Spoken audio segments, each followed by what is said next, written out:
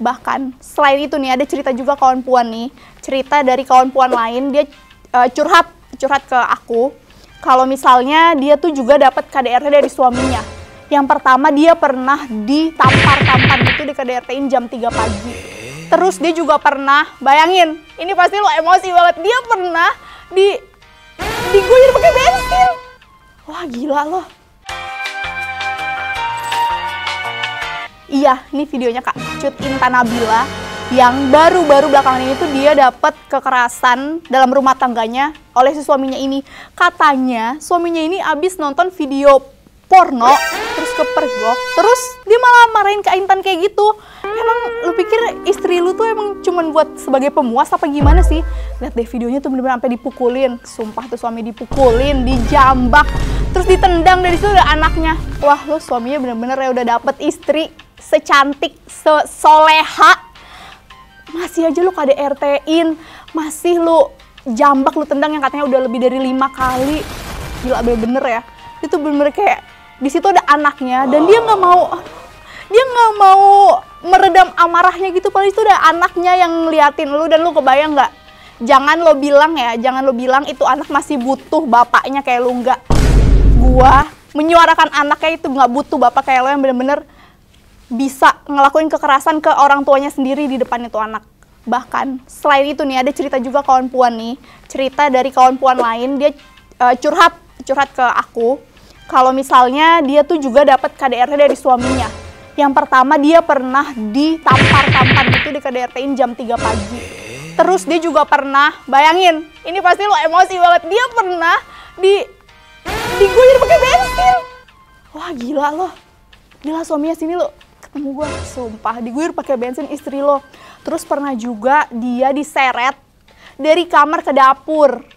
Gila, itu tuh bener-bener gue nggak habis pikir ya, itu suami-suami kenapa bisa sampai hati lu ngelakuin kayak gitu ke istri lu. Mana janji suci lu di hadapan Tuhan yang lu bilang mau jaga istri, mau jaga anak. Nggak, itu bukan suami idaman banget, bener-bener kayak sumpah lu kalau ketemu gue awas. Nah bahkan ya, dari situ, tahu kan tadi ada kasus KDRT yang bener-bener lagi banyak. Dari situ tuh makanya timbul tren, timbul istilah baru yang lagi hype banget, itu namanya marriage is scary. Itu pasti lewat kan di FYP kalian. Singkat aja gue kasih sedikit, kalau marriage is scary itu kayak banyak perempuan-perempuan yang ngungkapin tuh kegelisahan mereka, ketakutan mereka. Menikah tuh kayak gini, gimana nggak takut? Lo suami-suami emang gak tahu diri ya, itu ngelakuin aja sampai kayak gitu. Lu tampar istri lu jambak istri lu. Bahkan kalau balik lagi ke marriage is scary nih, di sini tuh perempuan juga ngungkapin kalau misalnya gimana nanti suami kita udah gak tertarik lagi sama kita. Gimana kalau misalnya nanti kita lagi ngalamin baby blues, terus suami kita malah gak peduli. Kayak udahlah itu kan urusan lo sama anak-anak lu yang ngelahirin. Lu mau enaknya doang, mau bikin anak doang, terus yang jaga anak siapa kalau kita baby blues juga lu nggak mau bantu ngurusin? Ya kan seserem itu ya kebayangan menikah gitu loh. Nah dari marriage is scary ini ada satu tren lagi, ada satu istilah yang berhubungan sama marriage is scary ini, yaitu gamofobia. Tapi ada berbeda, ini marriage is scary, ini gamofobia. Kalau gamofobia tuh kayak lebih ke kita punya kekhawatiran akan komitmen. Jadi kita belum mau berkomitmen nih, belum sampai ke komitmen pernikahan tuh kita ngebayanginnya udah takut. Bahkan ketakutan tadi yang akan komitmen itu bisa bikin kita sampai kena fisik gitu, maksudnya sampai ke mental. Bahkan kita sampai kegelisahan tuh mengganggu fisik kita kayak gitu. Nah terus gue udah ngebahas marriage is scary, habis ini ada aja yang komen, "Kak, berarti perempuan baiknya nggak usah nikah dong?" Nggak kayak gitu, memang gambaran besarnya di banyak laki-laki yang kayak ngelakuin tindakan kekerasan tuh nggak mikir. Tapi di sisi lain ada juga nih pernikahan yang meratukan banget sang istri. Jadi kita perempuan-perempuannya diratukan banget lah sama suami atau sama pasangan kamu. Kayak contohnya yang paling jelas nih ada Donna Agnesia diratukan sama Darius. Gila kan? Lihat aja postingan-postingannya tuh seratu apa sih Donna Agnesia. Dari gambaran mereka itu kita bisa lihat kalau misalnya nggak semua pernikahan itu semenyeramkan itu. Pernikahan itu bisa bikin kita bahagia, bisa bikin kita happy kalau kita ketemu pasangan yang memang memperlakukan kita dengan dengan baik gitu loh, memperlakukan kita dengan apa ya, dengan kayak saling menghargai, terus kita bisa saling komunikasi satu sama lain, nggak apa-apa dipendem, nggak apa-apa disembunyiin, nanti begitu ketahuan duar, mati, pasti kayak langsung kena semuanya gitu kan. Nah tapi kalau misalnya nih amit-amit, gue amit-amit kalau misalnya kita yang belum nikah, terus kita takut nanti kita gagal dalam sebuah pernikahan, atau temen-temen yang udah nikah terus kayak ngerasa gagal dalam pernikahannya, gue ada nih tips yang bisa bikin kita bangkit lagi, bikin kita harus jalan ke depan lagi. Nah, tips yang pertama itu, ini perempuan pasti suka banget. Jadi kita harus kasih waktu buat diri kita sendiri, catat ya. Diri kita sendiri alias me time. Suka banget kan? Itu tuh perlu banget dilakuin kalau misalnya kita perlu bangkit dari tadi tuh keterpurukan kita, misalnya kita cerai atau apa, amit-amit ya, itu kita perlu me time yang pertama buat diri sendiri, misalnya ke salon atau kemana kayak shopping, ke mall, atau me time kalian mungkin nonton atau ngapain terserah. Terus yang kedua, kalian juga bisa nih mulai ngobrol dengan orang-orang yang kalian percaya. Pasti ada dong bestie kalian, ngobrol, pokoknya curhat seterbuka mungkin. Nanti pasti ada masukan kan dari dia.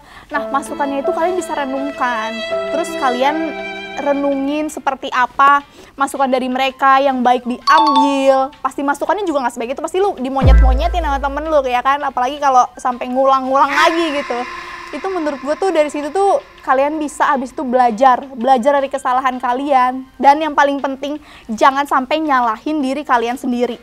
Itu nggak boleh banget, pokoknya nggak boleh banget kayak aduh ini pasti suami gue nih KDRT-in gue gara-gara gue begini nih, gara-gara gue kurang ini nih, suami gue bisa selingkuh pasti gara-gara gue kurang cantik, kurang apa. Enggak, itu suaminya aja memang yang nggak tahu diri, emang suaminya aja yang nggak mau berterima kasih. Kayak tadi yang gue bilang, Cut Intan udah secantik itu, sesoleha itu, seberprestasi itu aja masih di KDRT-in. Jadi jangan pernah nyalain diri sendiri atas KDRT yang menimpa lu gitu loh. Bener-bener itu tuh emang suaminya aja yang nggak tahu diri, nggak tahu berterima kasih udah dikasih si istri yang sesempurna versi kita gitu. Dan kalian juga yang terakhir kayak harus berani bangkit lagi dengan yang baru gitu. Jangan bangkit lagi dengan orang yang sama. Kayak mbak-mbak yang beli paliset itu, udah bongkar aib suami, balik lagi sama suaminya. Berhasil kan mbak dapat paliset, mantap ya mbak ya. Itu kita udah apa ya? Kita udah naik di kapal mbak yang ibaratnya kita udah dukung. Ayo mbak, tinggalin nih si suami yang selingkuh. Selingkuhnya udah jelas selingkuh sama cewek lain. Nggak cuma sekali dua kali mbak jangan baik lagi, sumpah.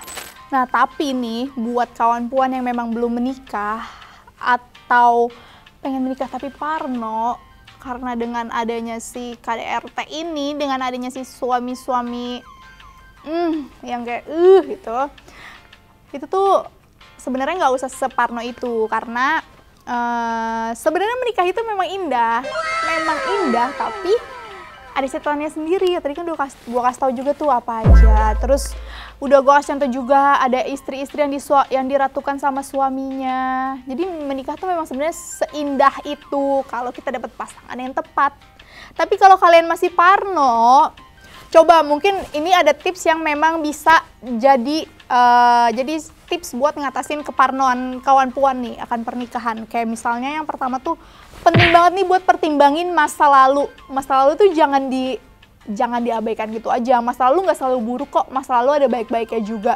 Yang baik-baiknya itu bisa kawan puan pertimbangkan, kira-kira nanti gue bakal cari sosok suami yang seperti apa gitu. Terus itu tuh jadi nyambung dengan kebutuhan kawan puan untuk menikah. Sebenarnya kawan puan menikah tuh butuhnya apa? Apa cuman karena gue harus menikah nih karena dari nyokap gue atau dari keluarga gue? Udah tua belum menikah, udah 25 tahun belum menikah. Jangan cuman karena kayak gitu terus kawan-kawan menikah nanti dapat suaminya tiba-tiba yang ngasal kayak tadi tuh, kayak si suaminya Cut Intan kayak gitu misalnya, terus atau kayak suami tadi yang guyur bensin istrinya. Pokoknya jangan sampai kawan puan menikah cuman karena omong-omongan orang, tapi karena kebutuhan kawan puan ingin menikah. Terus ada sosok suami yang udah sesuai banget nih sama kriteria kawan puan, sesuai banget nih sama kebutuhan kawan puan, baru itu menikah. Setelah itu juga kawan puan boleh banget ngobrol sama orang-orang keluarga ya, orang-orang terdekat ya, yang sudah menikah gitu loh. Jadi kita tanya-tanya gimana sih pernikahan tuh sebenarnya atau apa aja sih yang lu rasain, ya sharing-sharing aja. Pokoknya jangan sampai kawan puan ngerasa apa saran dari mereka tuh, misalnya ada saran-saran yang jelek, itu tuh jangan sampai juga itu jadi bikin kawan puan tambah parno yang kayak gitu nggak usah. Terus boleh juga nih kalau udah takut banget tadi nyampe ke kayak kegangguan mental, terus menyalahkan diri sendiri, kayaknya kok gue nggak nikah nih, kok gue makin takut ya dengan suami-suami kayak di luar sana tuh yang KDRT-in istrinya. Coba ngobrol konseling gitu loh, ngobrol ke ahlinya itu kan kayak. Nah terus nih ya buat suami-suami yang udah ngelakuin KDRT atau yang sering marah-marah sama istrinya atau yang emosian, emang setiap ada masalah itu selalu istri lo yang salah? Sampai harus banget tuh lu pukulin, lu jambak, sampai harus banget kayak gitu? Emang perempuan terus yang lu anggap nggak bisa ngapa-ngapain? Emang perempuan itu cuma pemuas buat lo? Enggak kan? Nah terus nih ya buat kita perempuan nih, kalau misalnya masih pacaran terus pasangan lo, pacar lo udah ada satu kali aja ngelakuin kekerasan, misalnya ngecengkram tangan lo atau ngebentak-bentak lo, ngatain lo anjing, apalah segala macam, itu menurut gua tinggalin. Karena itu tuh kayak benih-benih dia bakal ngelakuin KDRT nanti pas udah nikah. Oke, ini sebelum gue mau selesai marah-marahnya, gue mau kasih tahu juga buat teman-teman dan mau ngingetin buat kita teman-teman, please yang udah jadi korban atau pernah jadi korban tapi belum melaporkan, please banget jangan pernah takut untuk ngelapor.